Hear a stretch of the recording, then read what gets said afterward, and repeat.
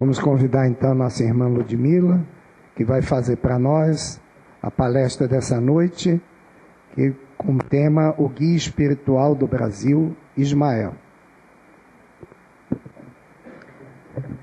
Boa noite, meus irmãos. Que alegria tão grande estarmos aqui hoje, mais uma vez, nessa casa que cada vez que aqui entramos, nos dá tantos presentes, como se nós fôssemos aniversariantes todos os dias.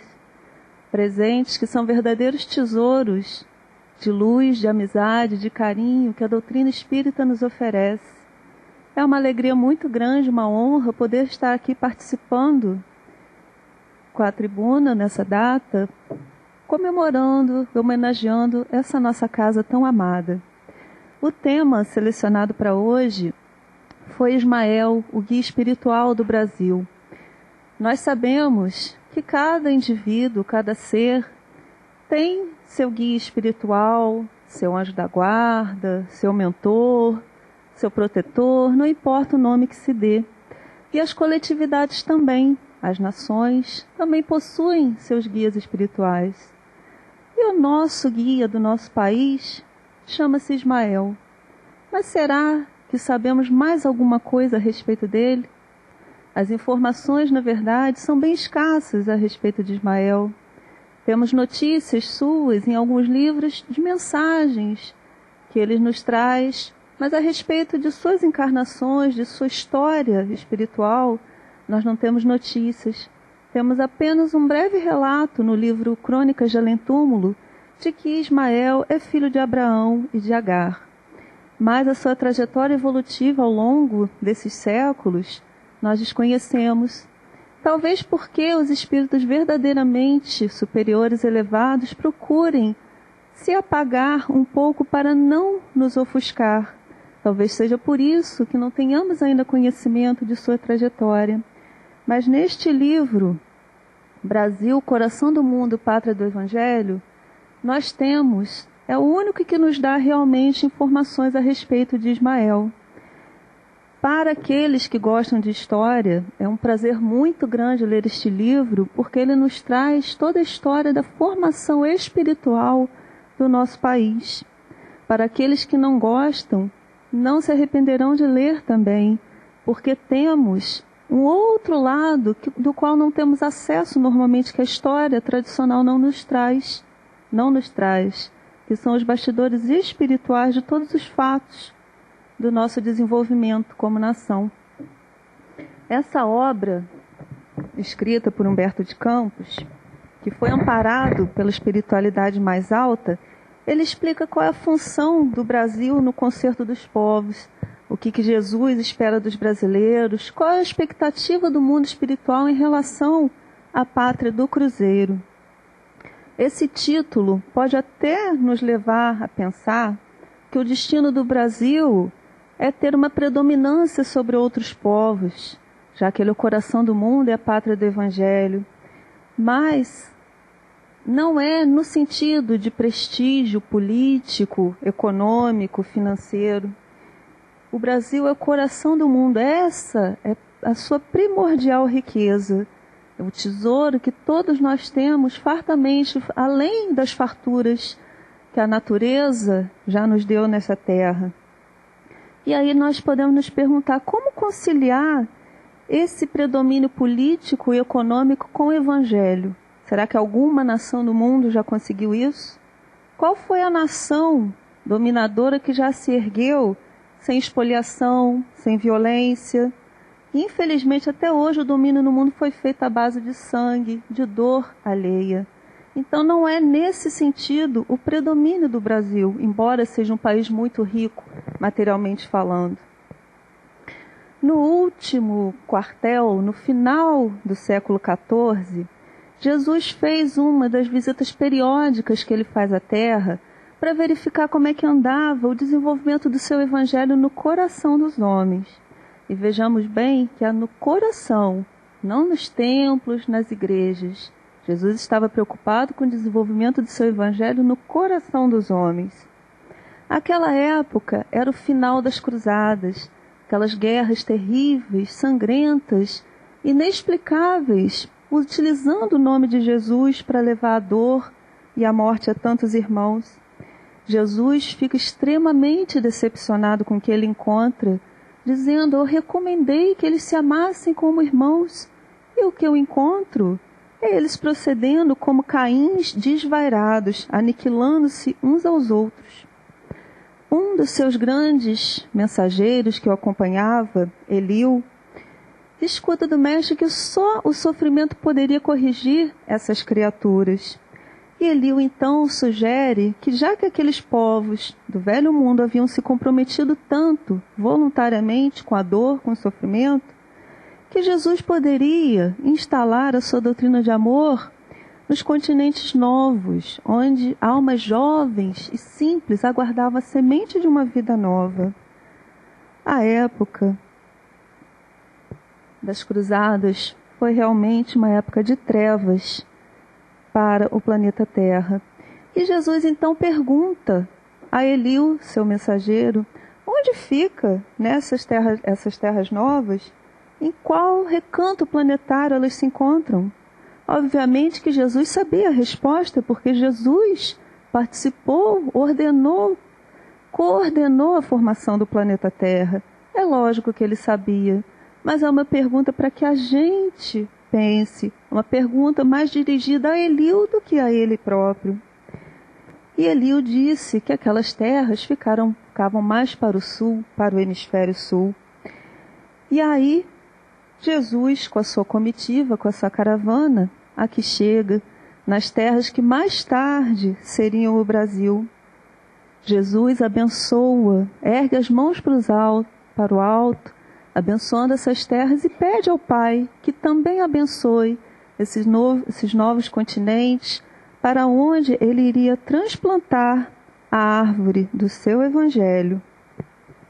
Essas terras novas, naturalmente, eram desconhecidas do velho mundo. Então, como fazer?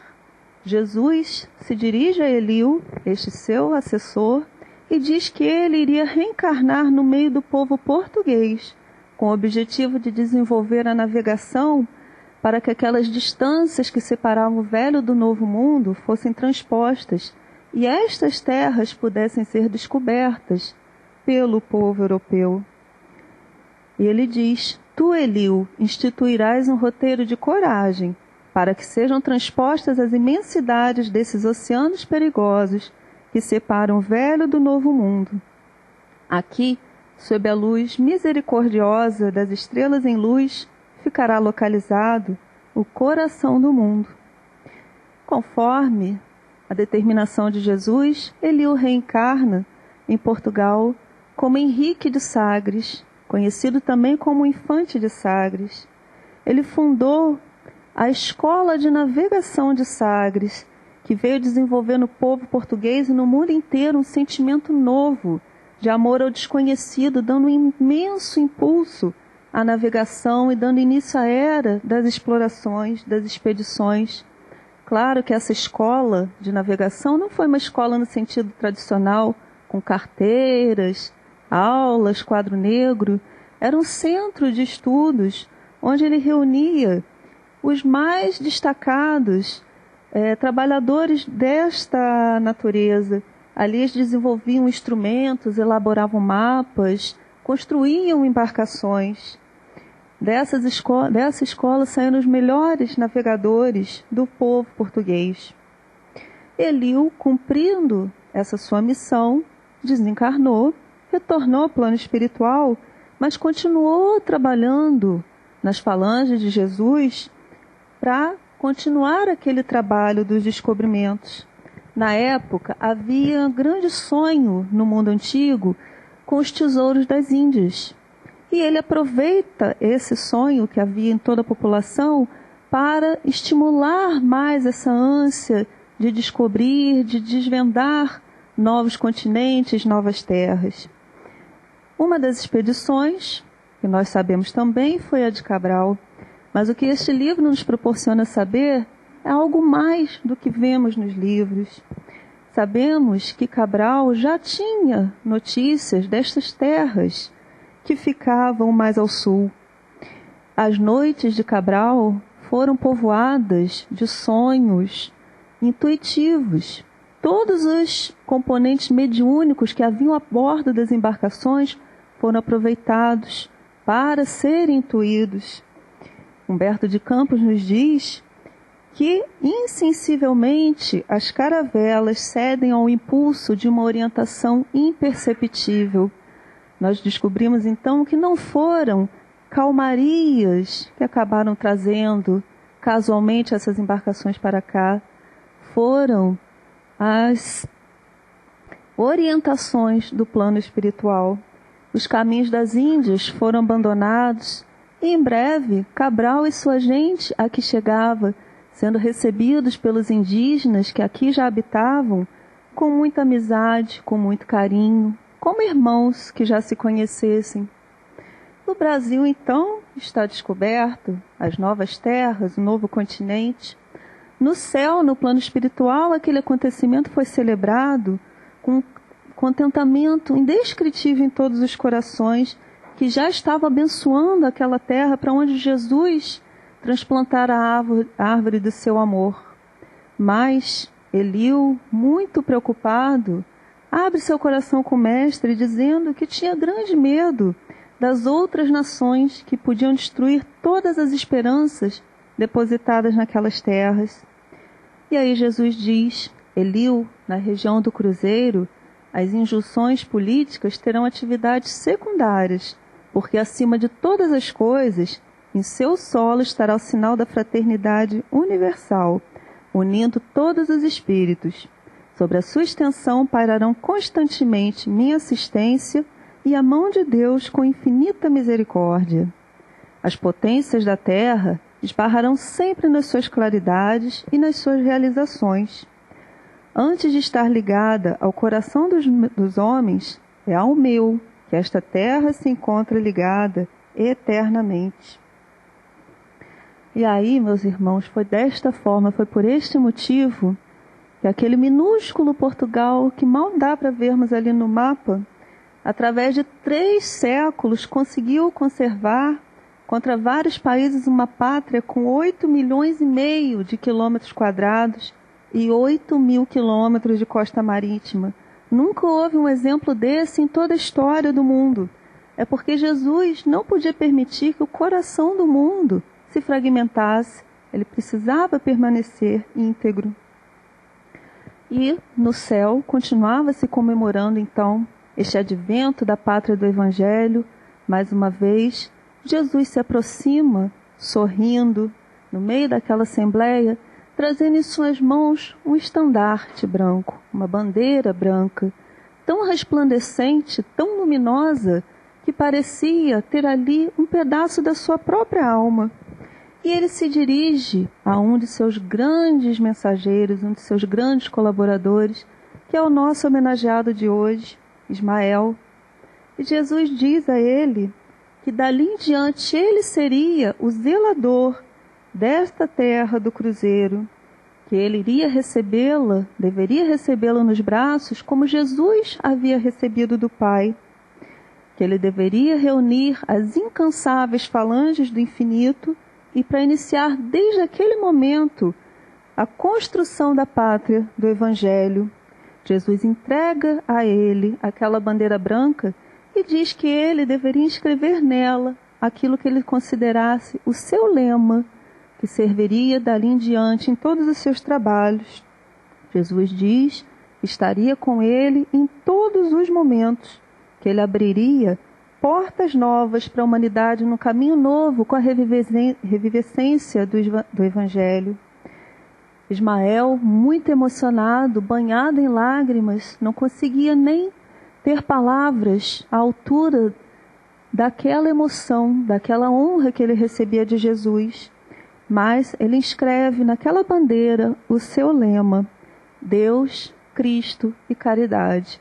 Lema esse que certamente todos nós já conhecemos.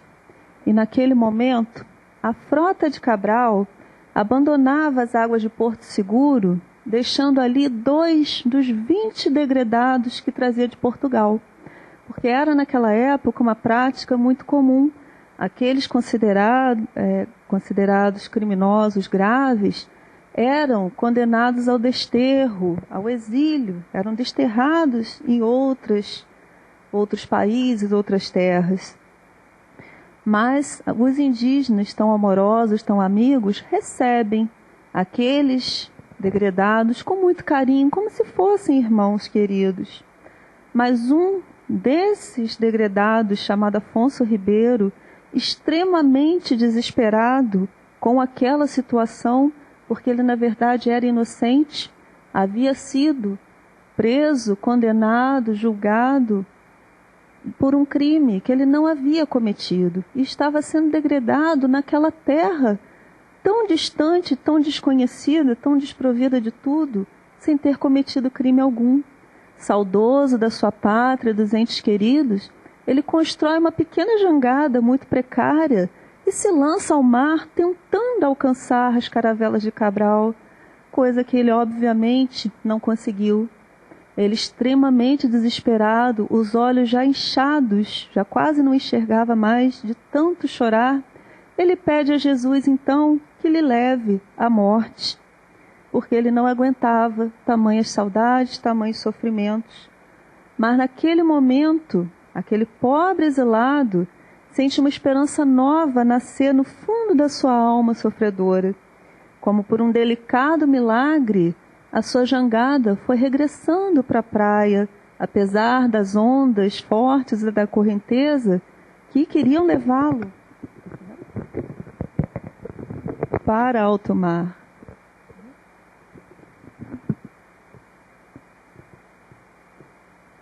Meus irmãos, ali havia tido a mão de Ismael, realizando o primeiro feito dele nessas terras, trazendo um náufrago inocente para a base dessa sociedade fraterna que deveria surgir de acordo com as determinações de Jesus. Primeiro vieram os índios, que eram os simples de coração, depois os degredados, os sedentos de justiça, depois os escravos, humildes e aflitos, para a formação da alma coletiva de um povo que deveria ser manso e fraterno. Mas, para frente, caminhando um pouco mais, as caravelas continuavam seu movimento para essas terras, trazendo sempre degredados, mas também aventureiros, que vinham atendendo um apelo inexplicável, não sabiam dizer porquê, mas tinham interesse de vir para cá. Já eram as influências de Ismael e suas caravanas para trazer estes que vinham como batedores, preparando os caminhos para os trabalhadores que chegariam mais tarde. E Ismael chama alguns trabalhadores e lhes diz: irmãos, todo um campo de trabalhos se desdobra às vossas vistas. Precisamos de trabalhadores devotados que não temam a luta e o sacrifício. Alguns de vós ficareis em Portugal e a maioria terá de envergar o São Benito humilde dos missionários. Meus irmãos, São Benito era um traje, uma espécie de saco que se vestia pela cabeça, que aqueles que eram condenados à fogueira da Inquisição deveriam vestir. Então Jesus estava demonstrando o tamanho das lutas que aqueles missionários enfrentariam aqui. Seriam tão grandes que seriam semelhantes à fogueira da Inquisição.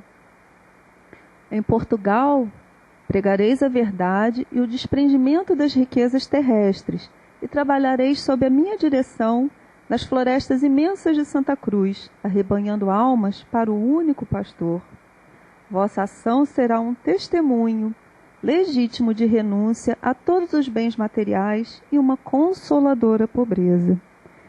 Temos como exemplo, então, de alguns desses espíritos santificados que se ofereceram como voluntários, temos o exemplo de José de Anchieta, que foi o apóstolo do Brasil, que enfrentou tantos sacrifícios, lutas, dando tantos testemunhos de amor a esta pátria, com isso burilando cada vez mais sua alma, vindo a reencarnar mais tarde também no Brasil, como Fabiano de Cristo, cujas histórias de amor e de bondade tão bem conhecemos. Podemos citar também o Padre Manuel da Nóbrega, que também dedicou 21 anos de sua existência aqui, nestas terras tão ásperas, tão árduas.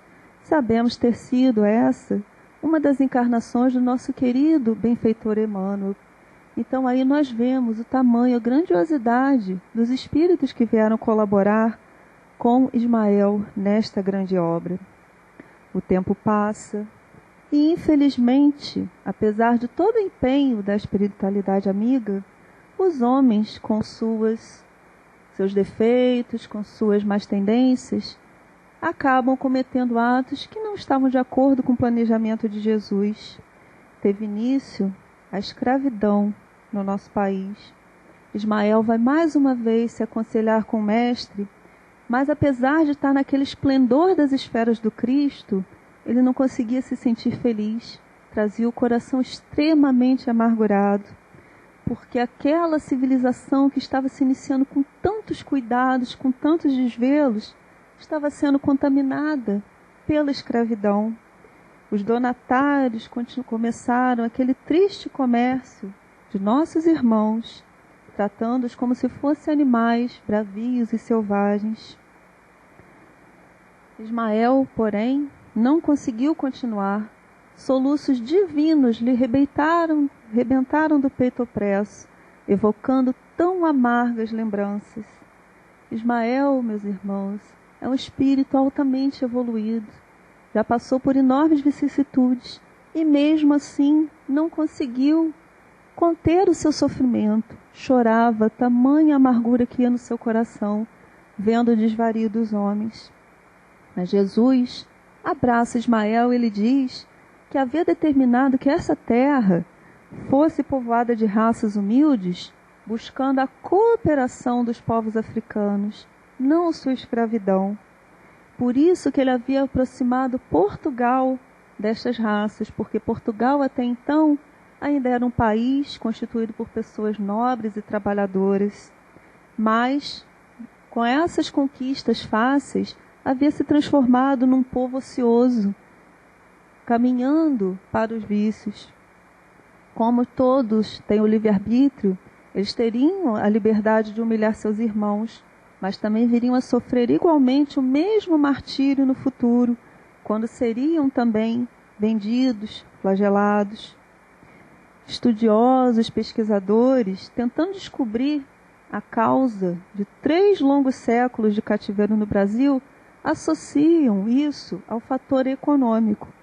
Mas temos a ação espiritual, que até hoje não foi levada em conta. Atendendo aos desígnios de Jesus, Ismael vai às regiões inferiores próximas da terra, onde se agrupavam espíritos rebeldes, sofredores, renitentes no mal. Lá encontravam-se antigos batalhadores das cruzadas, encontravam-se padres inquisidores, antigos senhores feudais da Idade Média, espíritos rebeldes, obstinados. Ismael diz a eles que Jesus oferecia uma oportunidade de redenção, mas que para isso eles teriam que enfrentar provas extremamente ásperas, mas que conseguiriam através delas a sua expiação tão necessária. Essas entidades, envolvidas pela ciência, mas pobres de humildade e de amor, ouviram os apelos de Ismael e vieram construir as bases da terra do cruzeiro. Foram elas que abriram os caminhos da terra virgem, sustentando nos ombros feridos o peso de todos os trabalhos. Nesse filão de claridades interiores, buscaram as pérolas da humildade e do sentimento com que se apresentaram mais tarde a Jesus. Então nós vemos com isso que foi o fator econômico, foi um efeito e não causa da persistência da escravidão no Brasil. A causa fundamental foi a necessidade que tinham todos esses espíritos de se quitar com a lei divina através do processo reencarnatório, para poderem migrar dessas regiões inferiores, próximas da terra, na qual eles voluntariamente tinham se colocado. Na formação da pátria do Evangelho, o homem alterara os fatores dispostos por Jesus. Mas Jesus sustentou o coração oprimido dos negros. Através das linhas tortas dos homens, Jesus mesmo assim realizou seus objetivos. Sobre os ombros flagelados dos negros carregaram-se quase todos os elementos materiais para a construção física do Brasil. E dos seus corações nasceram lições de humildade, de bondade, que serviram como uma vacina, imunizando o povo brasileiro contra aqueles sentimentos tão destrutivos que outras nações já possuíam. Os anos vão se passando e a próxima etapa deste planejamento seria penetrar cada vez mais o coração destas terras, para descobrir novas possibilidades, novas oportunidades, novas riquezas, para intensificar a colonização. Algumas almas que já haviam dado provas do seu heroísmo na construção da pátria do Evangelho, tornaram a reencarnar como bandeirantes e rasgaram as imensidades do Brasil, fixando nossas fronteiras, desbravando essas terras. Ismael diz a eles: muitos de vós conhecereis a penúria e o sofrimento. Sacrificareis a fortuna e os afetos mais santos da família para construirdes as bases do porvir com as lágrimas dos vossos martírios. Vossa tarefa será rasgar as selvas remotas, patenteando o ouro depositado na terra generosa. Este ouro, essas riquezas que deveriam ser descobertas, não eram para atiçar a cobiça dos homens, mas para proporcionar elementos materiais para o desenvolvimento dessa nação. Mas o homem ambicioso, como sempre, no Brasil, percorreu mais de 2 séculos nestas estradas, nesses sertões, passando angústias, sofrimentos, na ânsia de riquezas, mas mesmo assim, eles foram úteis à obra de Jesus. Passando mais um pouco tempo, meus irmãos, Ismael e suas falanges, sempre colaborando, sustentando, direcionando todos esses acontecimentos, chegamos à época da Inconfidência Mineira. Minas prosperava, era o maior centro de riqueza da colônia, mas era muito sobrecarregada com tributos cobrados pela corte. Apesar de ser a capitania mais rica da colônia, era a que mais apresentava quadro de miséria, porque o povo era esmagado por tantos impostos. Então, uma pequena comunidade de intelectuais começou a se reunir para tentar tomar as rédeas dos destinos dessa nação. E foi a nossa conhecida Inconfidência Mineira. Eles idealizaram a república, organizaram seus símbolos, multiplicaram essas ideias de amor à liberdade, mas foram também, em certos aspectos, muito inocentes, não tiveram as precauções necessárias, foram traídos, foram entregues à corte, foram todos julgados, presos, julgados, condenados. Todos foram condenados ao exílio, com exceção de Tiradentes, que deveria ser enforcado e esquartejado. Esse mártir da Inconfidência foi realmente um grande herói para nós. Todos os seus companheiros o abandonaram, mas ele mesmo assim se sente feliz por não terem os outros sofrido o mesmo martírio que estava designado a ele. Tiradentes entrega o espírito a Deus e Ismael, que estava ao seu lado, lhe diz: irmão querido, resgatas hoje os delitos cruéis que cometeste quando te ocupaste do nefando mistério de inquisidor nos tempos passados. Redimiste o teu passado criminoso com teu sacrifício pela pátria do Evangelho de Jesus. Passarás a ser um símbolo para a posteridade, com seu heroísmo resignado. Se o Brasil se aproxima de sua maioridade como nação, será o próprio Portugal quem virá trazer todos os elementos de sua emancipação política, sem revoluções feitas à custa de sangue fraterno, que multiplicam os órfãos e deixam viúvas na face da terra. Ismael sempre trabalhando conforme as determinações de Jesus, sem lutas fratricidas, sem derramamento de sangue, todos os acontecimentos verificando-se dentro do possível de uma forma pacífica, minimizando os atos de violência.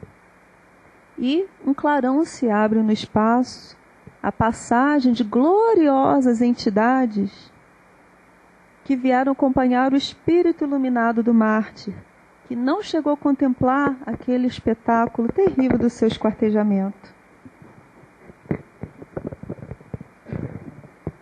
E conforme as profecias de Ismael, dali a alguns anos, foi realmente Portugal que veio trazer, com a chegada da família real, com a chegada de Dom João VI, os elementos necessários à emancipação do país. Ismael agora tinha também Tiradentes colaborando com os seus trabalhos. Então todas as possibilidades foram aproveitadas para desenvolver esta terra. Dom João VI, que era um príncipe tão generoso, tão bondoso, debaixo dessas influências de Ismael, encheu o Rio de Janeiro de obras notáveis. Fundou a Escola de Medicina, o Real Teatro, Banco do Brasil, Escolas de Belas Artes, a Academia de Marinha, o Conselho Militar, a Biblioteca Real, o Jardim Botânico, iniciou-se a vida da imprensa. Todos esses acontecimentos se davam a comando de Ismael, que agia através de seus colaboradores. Mas Dom João, apesar de tão bondoso e tão generoso, como ser humano que é, também com seus defeitos, com suas falhas, permitiu que se instalasse em torno da corte toda uma sociedade de parasitas, de inúteis, dando início a situações que vemos perpetuadas até hoje. Mas apesar de tudo isso, foram inegáveis os auxílios que Portugal veio trazer ao Brasil, porque foi próprio Portugal, conforme Ismael disse, que trouxe ao Brasil os elementos necessários para que ele se emancipasse quando chegasse o momento adequado. Passado alguns anos, Dom João teve que retornar a Portugal, deixou em seu lugar seu filho Dom Pedro I, que também foi imediatamente assistido, inspirado por Ismael e suas cortes. Dom Pedro não era a figura necessária para aquele fato que iria se dar, mas como era ele que encarnava a autoridade naquele momento, teve que ser aproveitado da mesma forma. Os emissários de Ismael distribuem sentimentos de paz, de amor à liberdade, de uma forma harmoniosa. Como as cortes de Portugal determinavam que Dom Pedro também voltasse para lá, Ismael começa a intuí-lo para começar a emancipação da pátria. Ele diz a Tiradentes que deveria acompanhar Dom Pedro na viagem que ele estava fazendo de retorno ao Rio de Janeiro. Dom Pedro, naquele momento, recebe um correio com novas determinações de Portugal e, sem que ninguém esperasse, ele de repente solta seu famoso grito de independência ou morte. Mas o que ele não suspeitava era de que ele estava sendo um dócil instrumento nas mãos de um emissário que estava zelando pela grandeza da pátria. Estava sendo um instrumento inspirado por Tiradentes, inspirado, por sua vez, por Ismael. E nesse dia, 7 de setembro, passou à memória nacional como um dia tão importante, apesar de, na verdade, os historiadores considerarem a emancipação do Brasil realizada em data anterior. Esta data ficou marcada na coletividade brasileira por ter tido esse ascendente espiritual tão grandioso. E consolidada essa independência, todos os corações cheios de esperança, de alegria, mas havia também um período de incerteza, de turbulências. Ismael vai recorrer a Jesus para se aconselhar com ele como fazer para gerenciar tantas dissidências que ainda haviam, tantas pontas soltas nestas terras. Jesus então considera que seria necessário chamar para polarizar no Brasil um centro de exemplos e virtudes para modelo geral de todos. E quem Jesus resolve conclamar então? Longinos. Longinos foi aquele soldado que perfurou Jesus na cruz com sua lança. Seria essa a pessoa adequada para servir de modelo de virtudes para essa nação que seria a pátria do Evangelho? Sim, meus irmãos, porque ele já havia percorrido todas as etapas necessárias para se reabilitar diante da lei divina. Jesus diz a ele que havia inspirado Ismael e todas as suas falanges para conseguir organizar, mas que era necessário agora alguém que pudesse centralizar tudo aquilo, pudesse tomar as rédeas daquela nação nas mãos com humildade e com amor. E ele pergunta a Longinos se o seu coração estava com a fortaleza necessária para cumprir uma grande missão na pátria do Evangelho. Longinos responde: Senhor, bem conheceis o meu propósito de aprender as vossas lições e de servir a vossa causa na face triste da terra. Muitas existências de dor tenho voluntariamente experimentado para gravar no meu íntimo a compreensão do vosso amor infinito, que não pude compreender aos pés da cruz, em razão dos espinhos da vaidade e da impenitência, que sufocavam naquele tempo a minha alma. Assim, é com indizível alegria que receberei vossa incumbência para trabalhar na terra generosa, onde se encontra a árvore da tua misericórdia. Jesus, então, diz a ele: a tua tarefa será daquelas que requerem o máximo de renúncias e de devotamentos. Serás o imperador do Brasil, até que ele atinja sua maioridade como nação. Ao final, não deves esperar a gratidão. Serás alijado da tua posição por aqueles mesmos a quem proporcionares os elementos de cultura e liberdade. As mãos aduladoras, que procurarem a proteção das tuas, assinarão o decreto de tua expulsão do solo abençoado, onde semearás o respeito e a honra, o amor e o dever, com as lágrimas de teus sacrifícios. Se observares as minhas recomendações, não cairá uma gota de sangue no instante amargo em que experimentares o coração igualmente trespassado pelo gládio, pela espada da ingratidão. Assim como ele havia trespassado o coração de Jesus, ele experimentaria o seu, trespassado pela ingratidão do povo, pelo qual ele tanto se dedicaria. Então Longinos se preparou para voltar à terra, assumindo a personalidade que tão bem conhecemos de Dom Pedro II.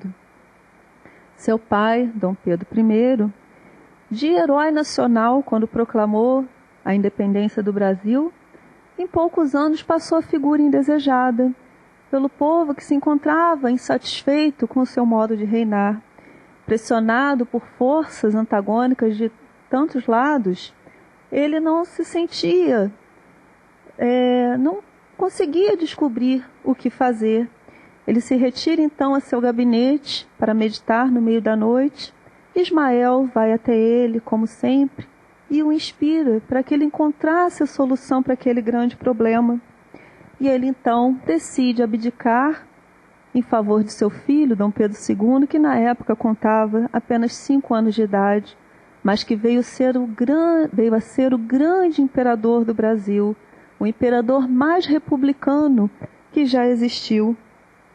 Dom Pedro caracterizou seu reinado por daquelas qualidades que ele já havia adquirido, de sobriedade, de honra, de amor, de seriedade.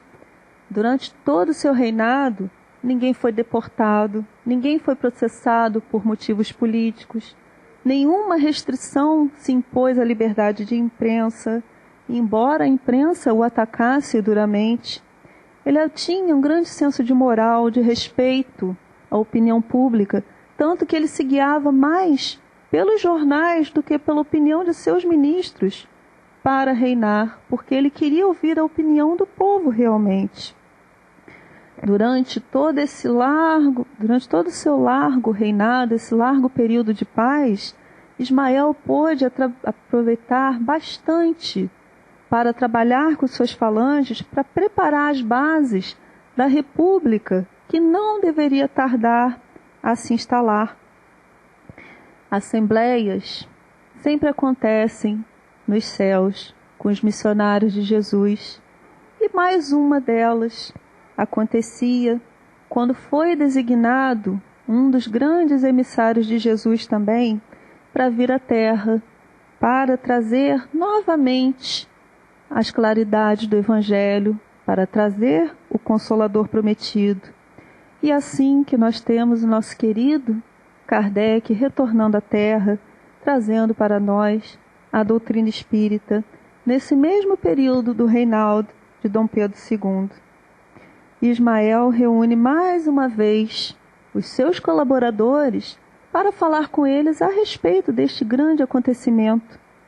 Irmãos, o século atual vai ser assinalado pelo advento do Consolador à face da Terra. Nestes 100 anos se efetuarão os grandes movimentos preparatórios dos outros 100 anos que hão de vir. As rajadas de morticínio e de dor avassalarão a humanidade no próximo século. Ele estava se referindo à Primeira e à Segunda Guerras Mundiais. É necessário preparemos o terreno para sua estabilidade moral neste instante de amarguras. A civilização armada terá de perecer, para que os homens se amem como irmãos. Concentremos agora os nossos esforços na terra do Evangelho, onde alguns de nossos auxiliares já se encontram, esperando o nosso toque de reunir, para cultivar as sementes que frutificarão mais tarde. Os emissários, colaboradores do advento do Consolador, já se encontravam na terra do Brasil, esperando o toque de Ismael para começarem a se reunir, a semear, para colhermos os frutos depois. E ele mais uma vez se dirige a um de seus discípulos. Ismael era discípulo de Jesus, mas ele, por sua vez, tinha também seu grande discípulo e diz a ele que ele deveria descer as lutas terrestres com o objetivo de concentrar nossas energias no país do Cruzeiro. Reunirás os elementos dispersos, a fim de que possamos criar o nosso núcleo de atividades espirituais. Com perseverança e humildade, com a plena observância dos códigos de Jesus e com a nossa assistência espiritual, superarás todos os obstáculos da luta, que não será pequena. E aí escuta-se, de repente, a voz do próprio Jesus dizendo: glória a Deus nas alturas e paz na terra aos trabalhadores de boa vontade. Aquele discípulo, grandemente emocionado, também sem conseguir encontrar palavras para traduzir sua emoção, aceita a missão e vem à terra como nosso querido Bezerra de Menezes. O tempo continua passando, Ismael e suas falanges continuam inspirando todos os acontecimentos da pátria para preparar o movimento de proclamação da República e também o movimento abolicionista. E nessas suas falanges já encontravam-se na terra alguns participantes: Castro Alves, Luiz Gama, Rio Branco, José do Patrocínio. A própria princesa Isabel já tinha vindo ao mundo com sua tarefa definida. Nessa tarefa, nesse acontecimento da abolição. E Ismael, com suas falanges, continua inspirando a todos para estimular cada vez mais nos corações esses sentimentos de fraternidade, de amor e de bondade, para que a abolição se desse também sem lutas, sem derramamento de sangue, sem lutas tão desnecessárias. Ismael mais uma vez se aconselha com Jesus e dessa vez ele recebe carta branca. Chegou o momento de se declarar a abolição. E foi nesse momento que a princesa Isabel, cercada por uma enorme assembleia de entidades altamente evoluídas, e mais junto dela ainda, o próprio Ismael, assina a famosa Lei Áurea. Foi sentindo intuitivamente essa presença espiritual de Ismael que José do Patrocínio se ajoelhou aos pés da princesa naquele momento tão grandioso. E depois desse fato, as falanges de Ismael iriam trabalhar ainda para que se desse o último acontecimento da nossa história, que iria se dar com o seu amparo direto. Não que eles fossem abandonar o povo brasileiro, mas esse amparo tão direto, praticamente levando no colo, seria o último acontecimento.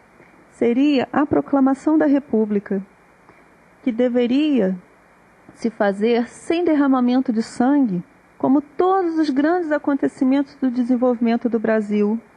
Doravante, o Brasil político será entregue à sua responsabilidade própria. Então, meus irmãos, desde que o Brasil foi proclamado República, temos sobre nossa própria responsabilidade os seus acontecimentos, da nossa política, dos nossos destinos. Deodoro da Fonseca proclama a República. A família imperial é deportada do Brasil, mas Dom Pedro, mostrando aquela sua grandiosidade espiritual, rejeita todas as sugestões que foram feitas de reação, rejeita qualquer tentativa de lutas, porque não permitiria que se derramasse sangue brasileiro nesse acontecimento. Ele preparou rapidamente a sua partida com a família imperial, seguindo as determinações daquele governo que se implantava. Seu coração, como Jesus dissera, foi realmente traspassado pela espada da ingratidão, mas ele soube suportar seus martírios inenarráveis, padecendo de saudades, o tormento da saudade da pátria que ele tanto amava no exílio na Europa. Mas o tempo continuou passando e a República trouxe acontecimentos novos. O movimento espírita já se fazia bastante presente no país depois da chegada do Consolador. Até mesmo antes do advento do Consolador, já havia um movimento espiritualista no Brasil.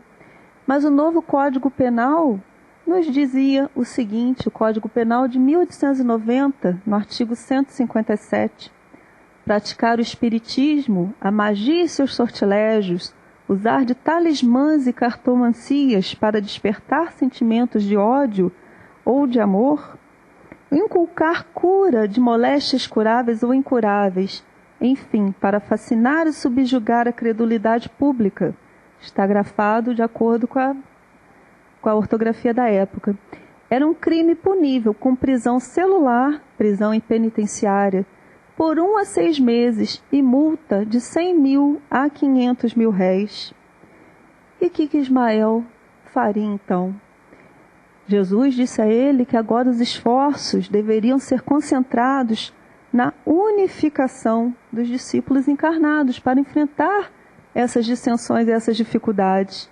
Ele deveria procurar entre todas as células, todas as agremiações, aquela que pudesse reunir todos os grupamentos e colocar ali a sua célula. A caridade pura deveria ser a âncora de sua obra. E Ismael encontrou a Federação Espírita Brasileira, ali à esquerda, a sua primeira localização, e do lado direito a atual em Brasília, primeiro no Rio de Janeiro e a atual em Brasília. Bezerra de Menezes, intuído por Ismael, conseguiu fazer essa grande obra de unificar todos os espíritas. Ele conseguiu realmente assumir o posto de direção dos trabalhos de Ismael no Brasil. Mas a gente tem que considerar que um trabalho desse porte, tão sublime, naturalmente não se desenvolve sem os ataques das forças reacionárias do mundo invisível. E como a Terra não é um paraíso e nem os homens são anjos, essas entidades perturbadoras se aproveitam daqueles que se colocam à disposição para fomentar a discórdia, o individualismo, as discussões estéreis, desunindo os trabalhadores que deveriam, acima de tudo, estar unidos nessa tarefa de educação dos espíritos, dentro do amor e da humildade. Humberto de Campos faz um apelo, ele dá um puxão de orelha nos espíritas neste livro, quando ele diz que é para essa grande obra de unificação que todos os emissários do plano espiritual trabalham, e que os discípulos encarnados, bem que poderiam atenuar o vigor das dissensões esterilizadoras, das discussões inúteis, para se unirem nessa tarefa impessoal e comum para apressar essa marcha redentora. Nas fileiras espíritas, a desunião é o grande inimigo. Então, meus irmãos, sejamos espíritas ou não, sabemos que temos este grande emissário de Jesus trabalhando por nós desde o início da formação da nossa pátria. Estejamos unidos, fazendo a nossa parte, porque os emissários do plano espiritual tanto trabalharam para que esse povo se formasse de acordo com os desígnios de Jesus, um povo humilde, fraterno, manso, que exemplificasse as lições do Evangelho de Jesus. E nós, dentro da Casa Espírita, procedamos da mesma maneira também, para que Ismael, com seu grande trabalho, esteja presente entre todos nós, nos trazendo mais uma vez as mensagens de Jesus. Muito obrigada a todos e boa noite.